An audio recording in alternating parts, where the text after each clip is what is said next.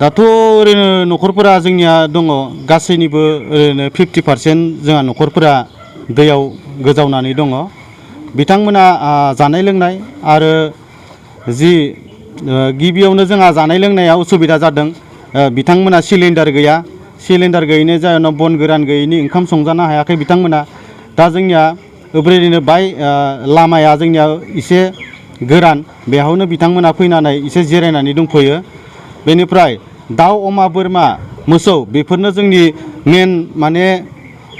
गामियारिफोरनि आरजिनानै जानायनि मोनसे राहा दा बेफोरनो जोंहा बहा दोनगोन बहा मागोन बिथांमोना उसुबिदा जादों आरो दा बेफोरखौनो सोरनिबा बिसानो दाउ अमाफोरा बोहैलांनो हमदो बेनिफ्राय बाखिफोरा जोंनिया लामनानै बोरियाव दैखांफैनो हादो बेनिफ्राय आरो मा होनना बुङो जोंहा गामियारि हिसाबै बयहाबो जोंहा खेथि मावनासो जायो नालाय खेथि मावना जायोबा जोंनिया खोथियाफोरा गासै जोंहा माबानानै दैबानजों खोबजोबजानानै दिनै फलर जाजोबलांबाय दा जोङो बेफोरो जोंहा जोबोद उसुबिदा जासिगोन नै साननैसोनि उनाव दैबाना रानलांनायनि समाव जोंहा धाम धुम गायनायनि सम दा गायनायनि समब्ला जोङो खोथिया गैयाब्ला माजों गायगोन जोंहा देग्लाय जोबोद उसुबिदायाव गोलैसिगोन आरो जोंनि गामियारिफोरा दा बेखायनो आं सानदों जोंनि दैदेनगिरिफोर आसाम सरकार बा जोंनि बिटिआर सरकारनिफ्राय बेफोर जाबायदि जाय जायहा दैबानजों लोमसाव जानानै आरो खेथि बाथिनि जि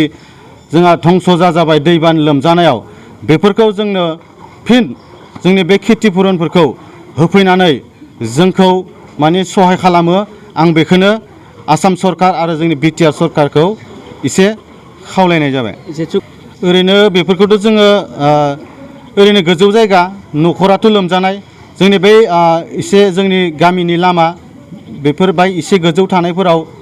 जोङो बिथांमोना खानानै दोनफैदो नोंथांमोना लामाजों थांबा नुगोन लामा लामा जोंनिया दाउ अमा बोरमाफोरखौ खानानै दोनदों मोखौफोरखौ जों न'आव रावबो दोननो हायाखै दा बेबायदिनो न'आव हाबजोबदो आरो नै बोरमा अमा इनि दाउफोरा बोरमा सायाव दोङो न' सिङावनो दोंबाय थायो गांखो सांखो जागा गैया दुब्लिबो लोमजोबदों ना जानाय लोंनायालाय जानाय लोंनायबो गैया बिदिनो संनोनो जागा गैया ना गेस दंबाबो दा न'आव लोमजोबना होदो उपाय गैया जाहैबाय मा जादो दा दा फुङाव साबाय लोंनायानो दा जितु सरकारा माबाफोर होफायदों ना माबाफोर खबर लाफायदों दा बर्थमान रावबोआनो गैया सफैयाखै रावबोआनो फैयाखै दा जितु नोंथांमोनानो फार्स्ट दा फैनाया दा जितु न'आव हाबदो थानाय उन्दुनायफोरा माबायदि खस्थ' जागोन नामा उन्दुनायाथ' बे आरो बिसिना सिङावसो हाबदो सायाव आरो मालफोरखौ दोननांदो सुकेसफोरखौ माबा माबि फ्रिजफोरखौ सानसुआव दोनफैदो हराव बाय खस्थ' जासिगोन आरो मुरुनो बोख्लायफिननो हायाखैना जानाय लोंनायाथ' खस्थ'खा जानाय लोंनायाथ' खस्थ'खा संनोनो जागा गैयाबा सरकारखौ मा खावलायनो सानो सरकारखौथ' जोङो नायजानोथ' लुगैयो दा जेनेबा बहुत सोरबा दुखिया मुखिया खेथि बाथि थांजादो सोरबा न'निफ्राय ओंखारनो हायाखै